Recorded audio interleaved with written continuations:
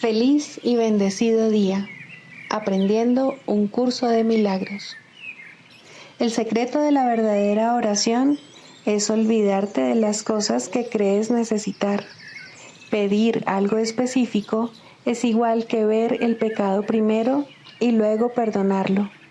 Del mismo modo, al orar pasas por alto tus necesidades específicas, tal como las ves, y las dejas en manos de Dios.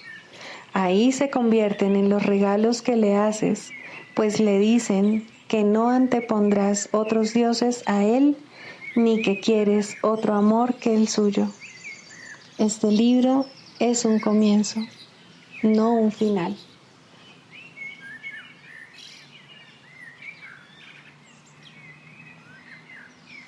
Del prefacio, que postula párrafo 2.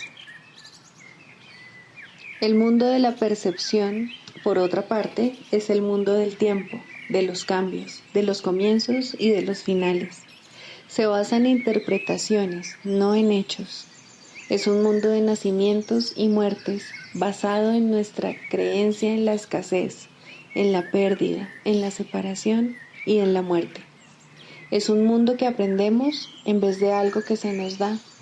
Es selectivo en cuanto al énfasis perceptual, inestable en su modo de operar e inexacto en sus interpretaciones.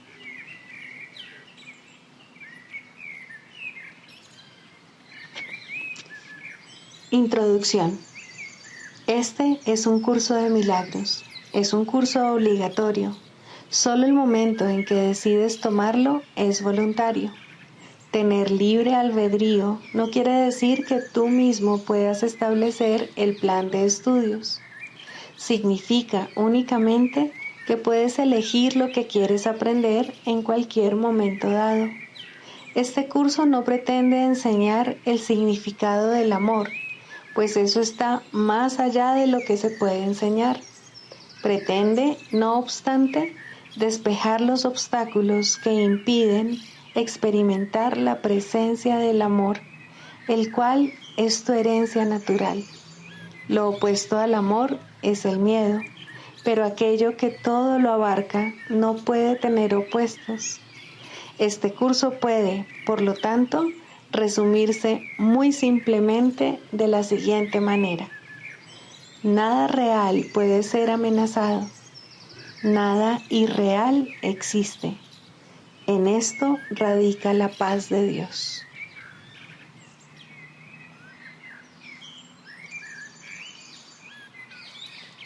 Capítulo 1.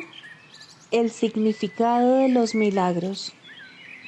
Primero, principios de los milagros. Principio 35. Los milagros son expresiones de amor, pero puede que no siempre tengan efectos observables.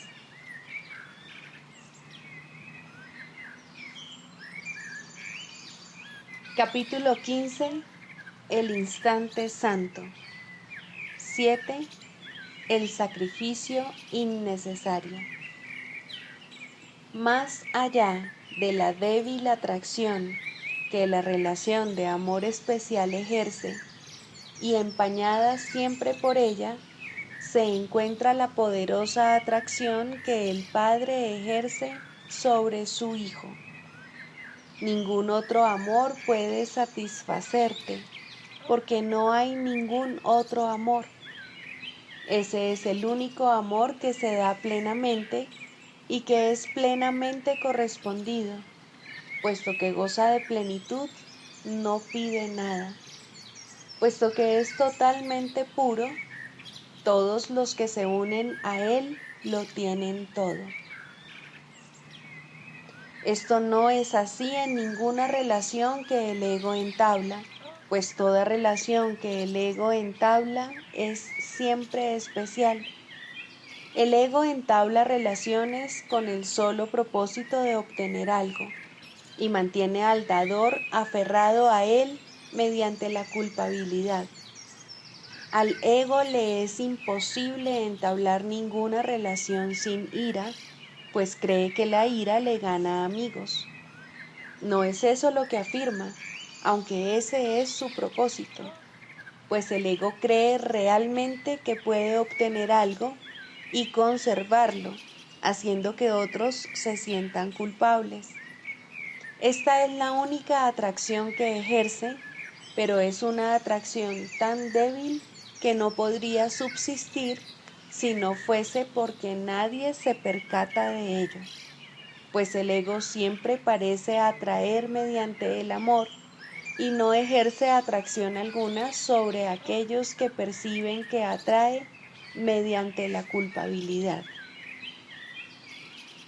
La enfermiza atracción que ejerce la culpabilidad tiene que ser reconocida como lo que es, pues al haberse convertido en algo real para ti, es esencial que la examines detenidamente y que aprendas a abandonarla dejándote de interesar por ella. Nadie abandonaría lo que considera valioso, pero la atracción de la culpabilidad es algo valioso para ti debido únicamente a que no has examinado lo que es y, por lo tanto, la has juzgado completamente a ciegas. A medida que la llevemos ante la luz, tu única pregunta será: ¿cómo es posible que jamás la hubiese podido desear? No tienes nada que perder si la examinas detenidamente, pues a una monstruosidad como esa no le corresponde estar en tu santa mente. Este anfitrión de Dios no puede estar realmente interesado en algo semejante. Dijimos anteriormente que el propósito del ego es conservar e incrementar la culpabilidad, pero de forma tal que tú no te des cuenta de lo que ello te ocasionaría, pues la doctrina fundamental del ego es que te escapas de aquello que le haces a otros. El ego no le desea el bien a nadie. No obstante, su supervivencia depende de que tú creas que estás exento de sus malas intenciones. Te dice, por lo tanto, que si accedes a ser su anfitrión, te permitirá proyectar su ira afuera y, de este modo, te protegerá. Y así se embarca en una interminable e insatisfactoria cadena de relaciones especiales, forjadas con ira y dedicadas exclusivamente a fomentar tan solo la creencia descabellada de que cuanta más ira descargues fuera de ti mismo, más a salvo te encontrarás. Esa es la cadena que ata al Hijo de Dios a la culpabilidad y la que el Espíritu Santo quiere eliminar de tu santa mente, pues esta infame cadena no tiene por qué estar aprisionando a aquel que Dios mismo ha elegido como su anfitrión, quien no puede convertirse a sí mismo en anfitrión del ego. En el nombre de su liberación y en el nombre de aquel que desea liberarle, examinemos más detenidamente las relaciones que el ego urde y dejemos que el Espíritu Santo las juzgue verdaderamente, pues es indudable que si las examinas, se las ofrecerás gustosamente a Él. Lo que Él puede hacer de ellas, tú no lo sabes, pero estarás dispuesto a averiguarlo si primero estás dispuesto a percibir lo que tú has hecho de ella. De una forma u otra, toda relación que el ego entabla está basada en la idea de que sacrificándose a sí mismo, él se engrandece. El sacrificio que él considera una purificación es de hecho la raíz de su amargo resentimiento, pues preferiría atacar de inmediato y no demorar más lo que realmente desea hacer.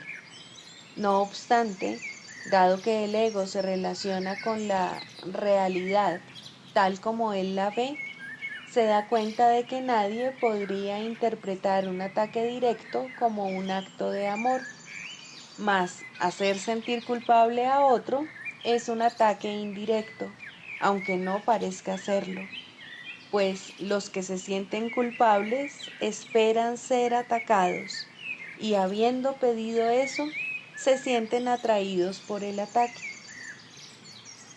En tales relaciones de mentes, la atracción de lo que no deseas parece ser mucho mayor que la atracción de lo que sí deseas, pues cada uno piensa que ha sacrificado algo por el otro y lo odia por ello. Eso, no obstante, es lo que cree que quiere. No está enamorado del otro en absoluto. Simplemente cree estar enamorado del sacrificio y por ese sacrificio que se impone a sí mismo, exige que el otro acepte la culpabilidad y que se sacrifique a sí mismo también. El perdón se hace imposible, pues el ego cree que perdonar a otro es perderlo. De la única manera en que el ego puede asegurar la continuidad de la culpabilidad que mantiene a todas sus relaciones intactas es atacando y negando el perdón. Sin embargo, tales relaciones tan solo dan la impresión de estar intactas, pues para el ego lo único que las relaciones significan es que los cuerpos están juntos. Esto es lo que el ego siempre exige y no objeta a dónde se dirige la mente o lo que piensa, pues eso no parece ser importante. Mientras el cuerpo esté ahí para recibir su sacrificio, él es feliz. Para él la mente es algo privado y el cuerpo es lo único que se puede compartir. Las ideas son básicamente algo sin importancia, salvo si con ellas se puede atraer o alejar el cuerpo de otro. Y ese es el criterio del que se vale para juzgar si las ideas son buenas o malas. Todo aquello que hace que el otro se sienta culpable y que le impida irse debido a la culpabilidad es bueno. Lo que lo libera de la culpabilidad es malo, pues en ese caso dejaría de creer que los cuerpos se pueden comunicar y por lo tanto se marcharía. El sufrimiento y el sacrificio son los regalos con los que el ego bendice toda unión, y aquellos que se unen ante su altar aceptan el sufrimiento y el sacrificio como precio de su unión. En sus iracundas alianzas, nacidas del miedo a la soledad, aunque dedicadas a la perpetuación de la misma, cada cual busca aliviar su culpabilidad, haciendo que el otro se sienta más culpable, pues cada uno cree que eso mitiga su propia culpabilidad. El otro siempre parece estar atacándole e hiriéndole, tal vez con minucias, tal vez inconscientemente, mas nunca sin dejar de exigir sacrificio. La furia de los que se han unido en el altar del ego es mucho mayor de lo que te imaginas, pues no te das cuenta de lo que el ego realmente quiere. Cada vez que te enfadas, puedes estar seguro de que has entablado una relación especial que el ego ha bendecido, pues la ira es su bendición. La ira se manifiesta de muchas formas, pero no puede seguir engañando por mucho tiempo a los que se han dado cuenta de que el amor no produce culpabilidad en absoluto y de que lo que produce culpabilidad no puede ser amor sino ira. La ira no es más que un intento de hacer que otro se sienta culpable, y este intento constituye la única base que el ego acepta para las relaciones especiales.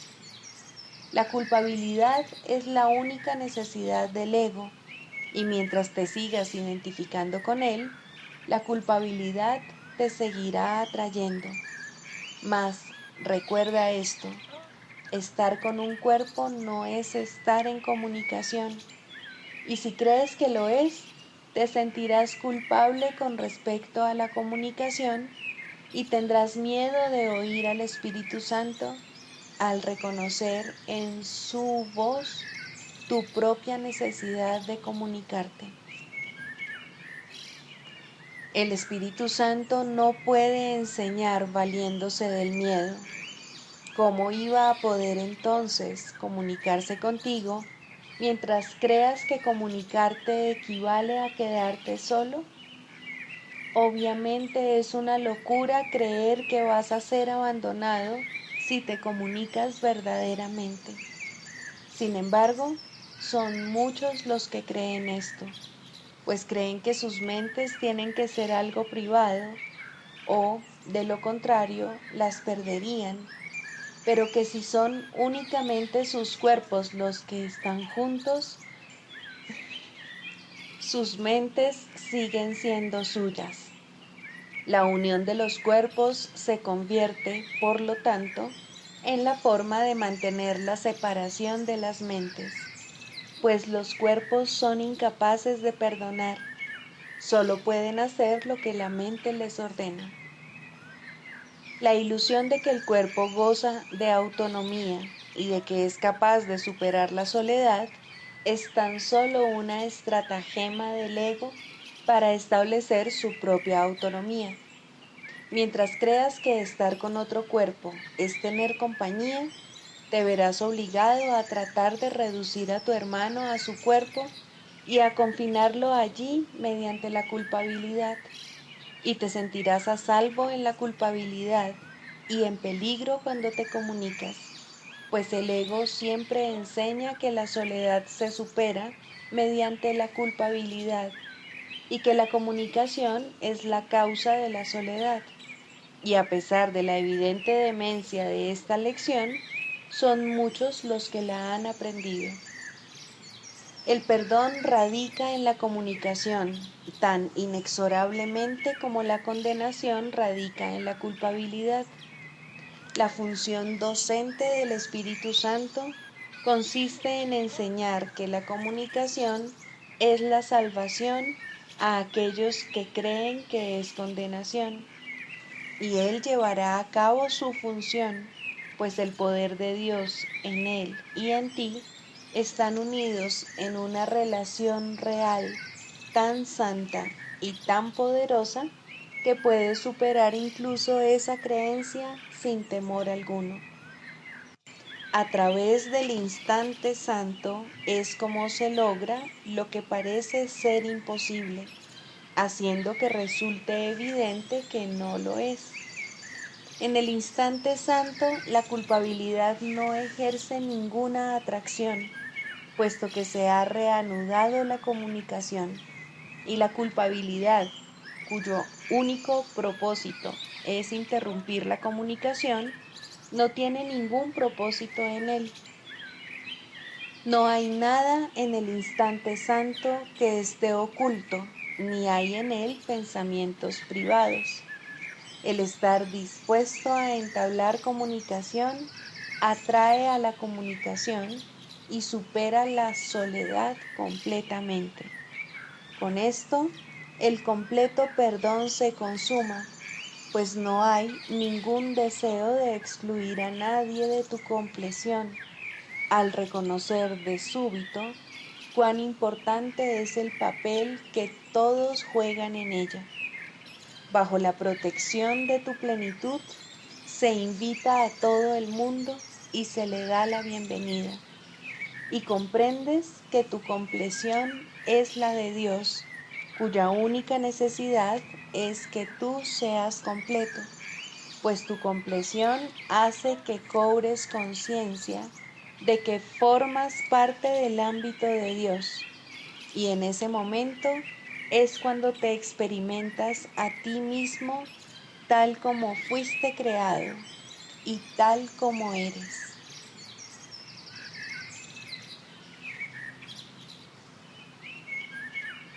Libro de ejercicios, lección 43.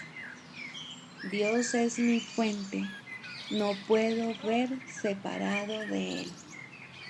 La percepción no es un atributo de Dios. El ámbito de Dios es el del conocimiento. Sin embargo, Él ha creado al Espíritu Santo para que sirva de mediador entre la percepción y el conocimiento. Sin este vínculo con Dios, la percepción habría reemplazado al conocimiento en tu mente para siempre. Gracias a este vínculo con Dios, la percepción se transformará y se purificará en tal medida que te conducirá al conocimiento.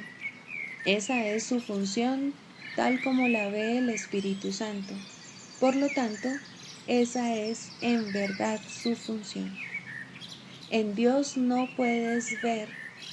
La percepción no tiene ninguna función en Dios y no existe. Pero en la salvación, que es el proceso de erradicar lo que nunca fue, la percepción tiene un propósito sumamente importante. Habiéndola inventado el Hijo de Dios para un propósito no santo, tiene que convertirse ahora en el medio a través del cual se le restaura su santidad en su conciencia. La percepción no tiene significado. Sin embargo, el Espíritu Santo le otorga un significado muy parecido al de Dios. Una percepción que ha sanado se convierte en el medio por el que el Hijo de Dios perdona a su hermano y, por ende, se perdona a sí mismo. No puedes ver separado de Dios porque no puedes estar separado de Dios. Todo lo que haces, lo haces en Él, porque todo lo que piensas, lo piensas con su mente. Si la visión es real, y es real en la medida en que comparte el propósito del Espíritu Santo, entonces no puedes ver separado de Dios. Hoy son necesarias 3 sesiones de práctica de 5 minutos cada una. La primera debe hacerse lo más temprano que puedas, la segunda lo más tarde posible y la tercera en el momento más oportuno y adecuado que las circunstancias y la buena disposición permitan. Al comienzo de estas sesiones, repite la idea de hoy para tus adentros con los ojos cerrados. Luego mira a tu alrededor brevemente, aplicando la idea específicamente a lo que veas. 4 o 5 objetos durante esta fase de la sesión de práctica serán suficientes. Podrías decir, por ejemplo, Dios es mi fuente, no puedo ver este escritorio separado de Él. Dios es mi fuente, no puedo ver ese cuadro separado de Él. Si bien esta parte del ejercicio debe ser relativamente corta, asegúrate en esta fase de la práctica de seleccionar los objetos tan al azar como te sea posible, sin controlar su inclusión o exclusión. Para la segunda fase, la más larga, cierra los ojos.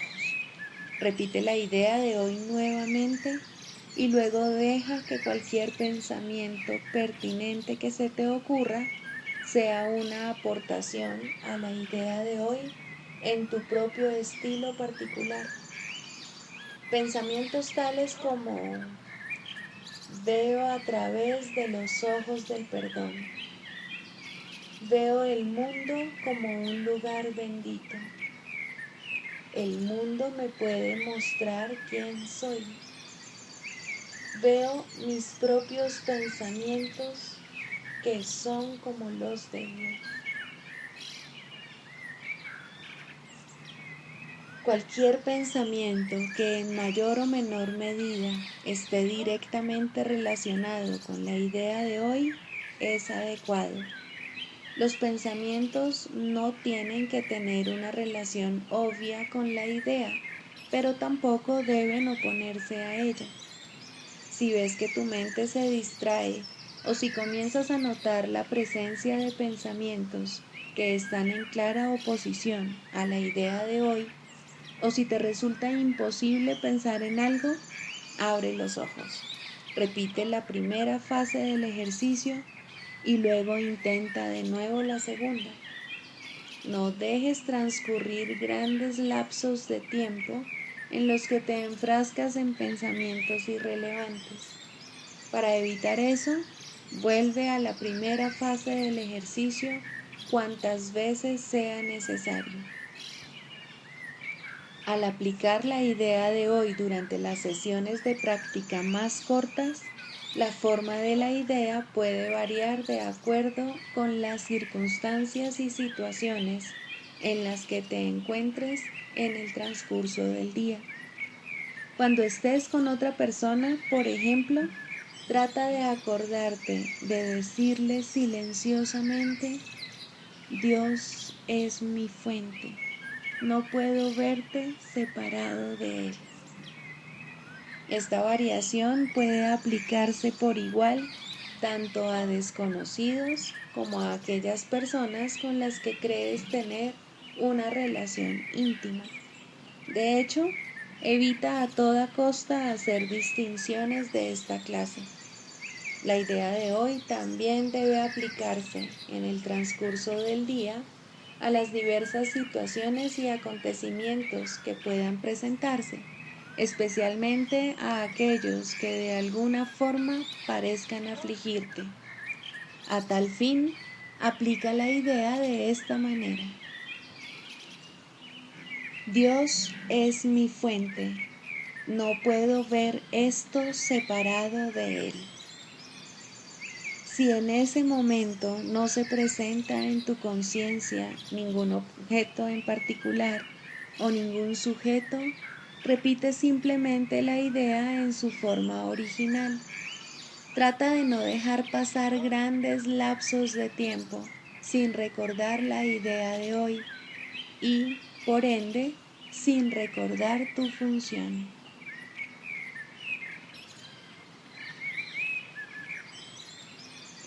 Del Manual para el Maestro, pregunta 4. ¿Cuáles son las características de los maestros de Dios? 2. Honestidad. Todas las demás características de los maestros de Dios se basan en la confianza. Una vez que ésta se ha alcanzado, las otras se suceden naturalmente. Solo los que tienen confianza pueden permitirse ser honestos, pues solo ellos pueden ver el valor de la honestidad. La honestidad no se limita únicamente a lo que dices. El verdadero significado del término es congruencia. Nada de lo que dices está en contradicción con lo que piensas o haces. Ningún pensamiento se opone a otro. Ningún acto contradice tu palabra, ni ninguna palabra está en desacuerdo con otra. Así son los verdaderamente honestos. No están en conflicto consigo mismos a ningún nivel. Por lo tanto, les es imposible estar en conflicto con nada o con nadie. La paz que experimentan los maestros de Dios avanzados se debe en gran medida a su perfecta honestidad. Solo el deseo de engañar da lugar a la pugna. El que es uno consigo mismo no puede ni siquiera concebir el conflicto. El conflicto es el resultado inevitable del autoengaño, y el autoengaño es deshonestidad. Para un maestro de Dios, nada supone un desafío, pues ello implicaría que se abrigan dudas, y la confianza en la que los maestros de Dios descansan con absoluta seguridad hace que les sea imposible dudar. Por lo tanto, solo pueden triunfar. En esto, como en todo, son honestos. Solo pueden triunfar porque nunca hacen su propia voluntad. Eligen por toda la humanidad, por todo el mundo y por todas las cosas que en él habitan, por lo que es inalterable e inmutable, más allá de las apariencias, y por el Hijo de Dios y su Creador. ¿Cómo no iban a triunfar? Eligen con perfecta honestidad, tan seguros de sí mismos como de su elección.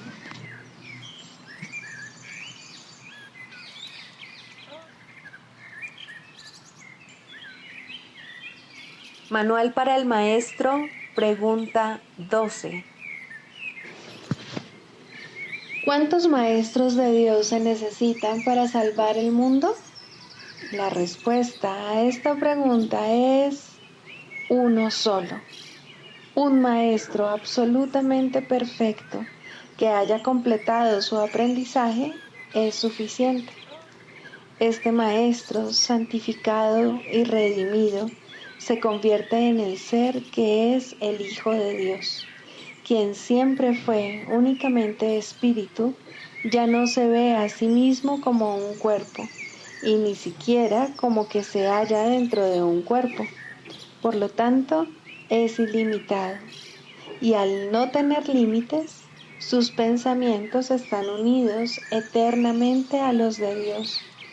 La percepción que tiene de sí mismo está basada en el juicio de Dios, no en el suyo propio. De esta manera comparte la voluntad de Dios y lleva sus pensamientos a las mentes que todavía están engañadas. Es eternamente uno porque es tal como Dios lo creó. Ha aceptado a Cristo y se ha salvado. De esta forma, el Hijo del Hombre se vuelve el Hijo de Dios.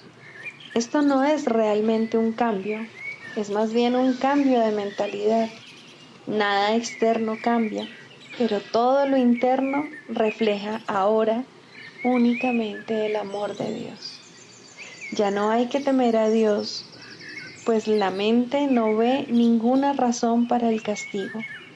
Los maestros de Dios aparentan ser muchos, pues eso es lo que necesita el mundo. Mas al estar unidos en un solo propósito, el cual comparten con Dios, ¿cómo podría haber separación entre ellos? ¿Qué importa entonces si se presentan de muchas maneras?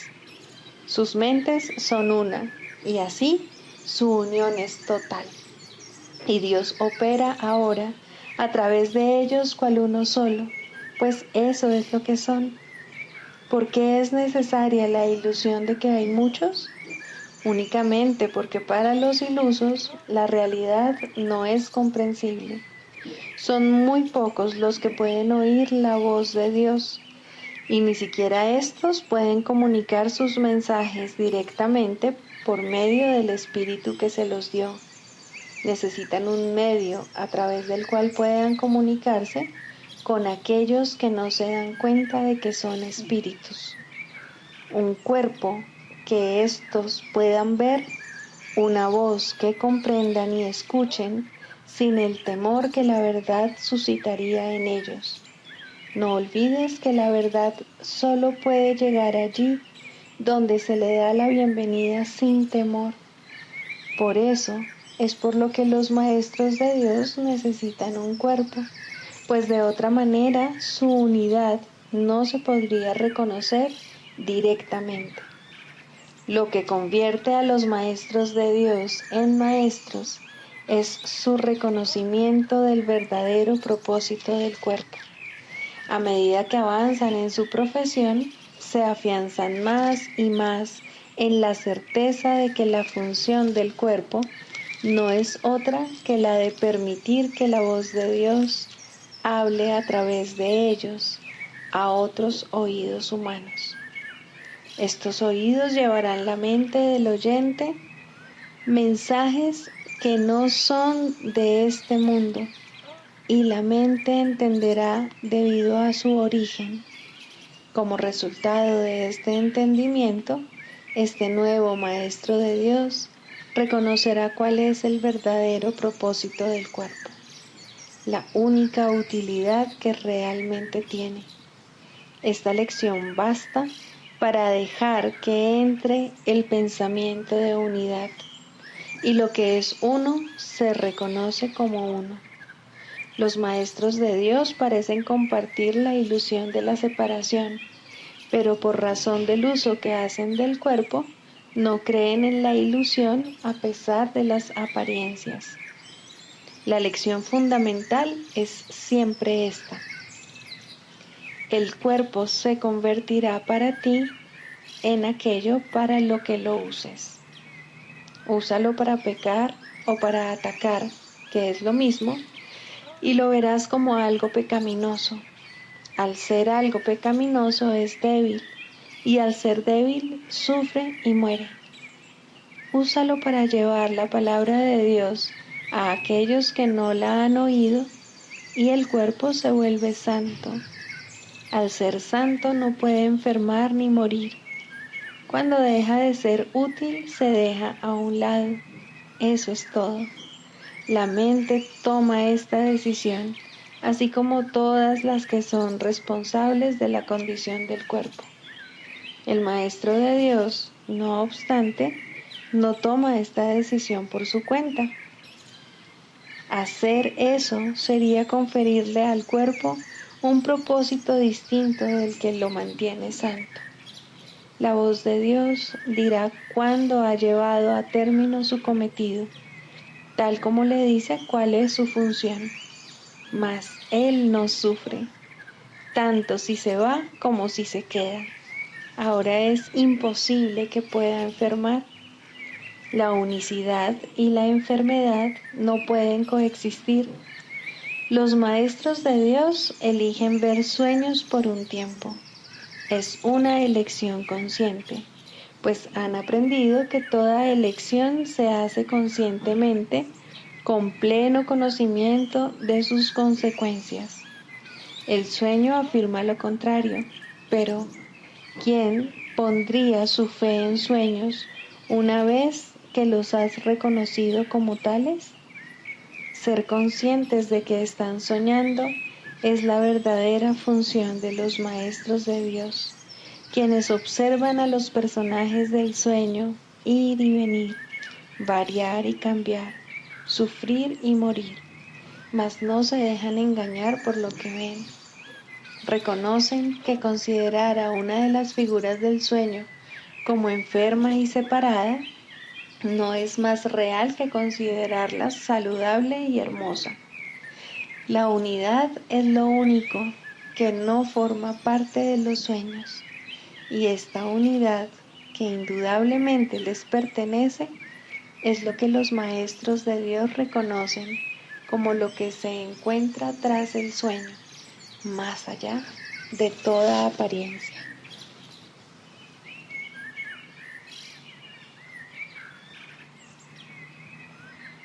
Clarificación de términos. Jesús, Cristo. No necesitas ayuda para entrar en el cielo, pues jamás te ausentaste de él, pero sí necesitas una ayuda que proceda de más allá de ti, pues te encuentras limitado por falsas creencias con respecto a tu identidad, la cual solo Dios estableció en la realidad. Los ayudantes que se te proveen varían de forma, aunque ante el altar son uno solo. Más allá de cada uno de ellos se encuentra un pensamiento de Dios, y esto jamás ha de cambiar. Pero sus nombres difieren por un tiempo, puesto que el tiempo necesita símbolos, siendo de por sí irreal. Sus nombres son legión, pero no nos extenderemos más allá de los nombres que el curso en sí plantea. Dios no provee ayuda, pues no sabe de necesidades. Sin embargo, Él crea todos los ayudantes que su Hijo pueda necesitar, mientras éste siga creyendo que sus fantasías son reales. Dale gracias a Dios por ellos, pues son quienes te conducirán de regreso a tu hogar. El nombre de Jesús es el nombre de uno que, siendo hombre, vio la faz de Cristo en todos sus hermanos y recordó a Dios. Al identificarse con Cristo, dejó de ser un hombre y se volvió uno con Dios. El hombre era una ilusión, pues parecía ser un ser separado que caminaba por su cuenta dentro de un cuerpo que aparentemente mantenía a su ser separado de su ser, como hacen todas las ilusiones. Pero, ¿quién puede salvar a menos que, al ver las ilusiones, las identifique como lo que son? Jesús sigue siendo un Salvador porque vio lo falso y no lo aceptó como la verdad. Cristo necesitó su forma para poder presentarse ante los hombres y salvarlos de sus ilusiones. En su completa identificación con el Cristo, el perfecto Hijo de Dios, su única creación y su felicidad, por siempre como Él y uno como Él, Jesús se convirtió en lo que todos vosotros no podéis sino ser. Mostró el camino para que le siguieras. Él te conduce de regreso a Dios porque vio el camino ante sí y lo siguió. Jesús hizo una clara distinción, todavía velada para ti, entre lo falso y lo verdadero. Te ofreció una demostración palpable de que es imposible matar al Hijo de Dios y de que el pecado, la maldad, la malicia, el miedo o la muerte no pueden alterar su vida en modo alguno.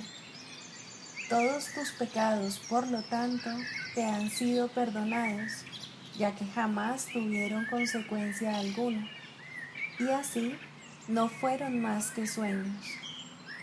Levántate con aquel que te mostró esto, ya que se lo debes por haber compartido contigo tus sueños para que pudieran ser disipados, y todavía los comparte para mantenerse en unión contigo.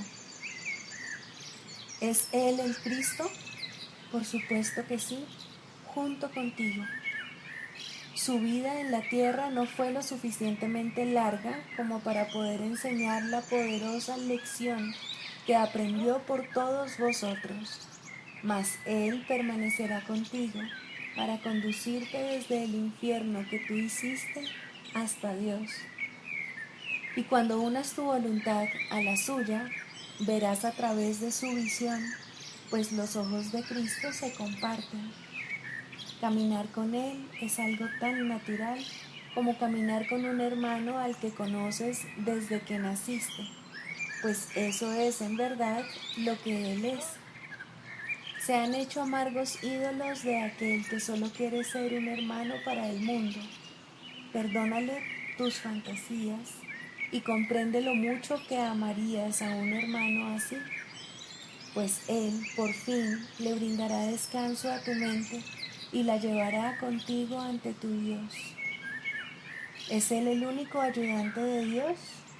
Por supuesto que no, pues Cristo adoptará muchas formas con diferentes nombres hasta que se reconozca la unicidad de todas ellas. Mas para ti, Jesús es el portador del único mensaje de Cristo acerca del amor de Dios. No tienes necesidad de ningún otro. Es posible leer sus palabras y beneficiarse de ellas sin aceptarle en tu vida, mas Él te ayudaría todavía más si compartieses con Él tus penas y alegrías y renunciases a ambas para hallar la paz de Dios. Con todo, lo que Él quiere que aprendas más que nada sigue siendo la lección que vino a enseñar, la cual reza así: la muerte no existe porque el Hijo de Dios es como su Padre. No puedes hacer nada que pueda alterar el amor eterno. Olvida tus sueños de pecado y de culpabilidad y en su lugar ven conmigo a compartir la resurrección del Hijo de Dios y trae contigo todos aquellos que Él te ha enviado para que cuides de ellos como yo cuido de ti.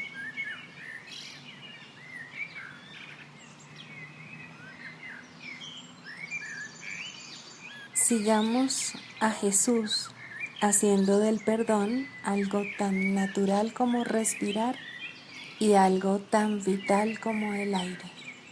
Amén.